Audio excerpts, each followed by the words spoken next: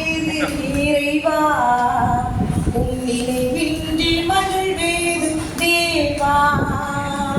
நீரின்றி வாழ்வேது இறைவா, உன் நினைவின்றி மகிழ்வேது தேவா என்று சொல்லி இறைவனை வாழ்த்தி. இதில் 2 அர்த்தங்கள் உள்ளது. நீர், தண்ணீர். அடுத்ததாக நமக்கு எல்லாம் இந்த உலகத்தில் இந்த நட்சத்திர விழா சார்பாக நமக்கு எல்லாம் வரவழைத்த அந்த ஐயா அவர்களையும் நீர் என்று அழைக்கிறேன். அவற்றை எல்லாம் படைத்த இறைவனையும் நீர் என்று அழைக்கிறேன். நீரின்றி உலகு ஏதும் இல்லை.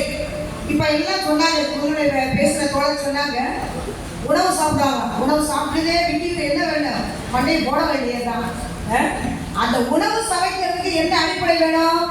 நீர் தான் வேணும். நீ இந்த நெல்லை வைக்கிறீங்க, விவசாயம் பண்ணுறீங்க, அறுவடை பண்ணுறீங்க, எல்லாம் முதல்ல உலைய வைக்கிறதுக்கு என்னமா வேணும்? நீர் தான் வேணும். நீர் தான் எல்லாவற்றிற்கும் முக்கியமானது. இப்போ கூட தீர்ப்பளிக்கக்கூடிய நடுவர் அவர் பக்கத்தில் கூட தண்ணி பாட்டில் வச்சிருக்காரு.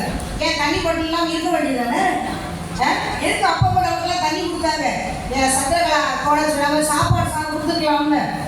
இந்த பிரியாணியோ குஸ்தாவோ அப்படி இப்படி சாப்பிட்டு இருந்துக்கலாம்ல. ஏன் தண்ணி தான் நமது உலகத்தை ஆட்டி படைக்கக்கூடியது. நம்ம வாழக்கூடிய பூமி முதற்கொண்டு 3 மடங்கு நீரால் நிரப்பப்பட்டுள்ளது. அது மட்டும் இல்லை, பஞ்சபூதங்களில் ஒன்றான நீர் உடல்ல நமக்கு இருக்கிறது 3 மடங்கு. நம்ம உடல்ல இருக்கக்கூடியது 71% நம்முடைய நீர் இருக்குது. நம்ம சாப்பிட தண்ணீரை குடிச்சா நம்ம உடம்புல நடுவது கவனிச்சுக்கோங்க. முன்னாடி பேசுற போல நம்ம பேசப்படுதுன்னு நினைச்சுக்கோங்க. தண்ணியை குடிச்சா உடம்புல என்ன நச்சு தன்மைகள் இருக்காது.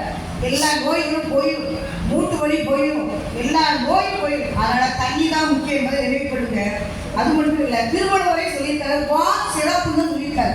உணவை பற்றி சொல்லவே இல்லையே. உணவை பற்றி சொல்லியிருக்கிறாரா? என்னையை பொறுத்த வரைக்கும் நீ சாப்பாடை நல்லா சாப்பிடு அப்படின்னு சொல்லவே இல்லை.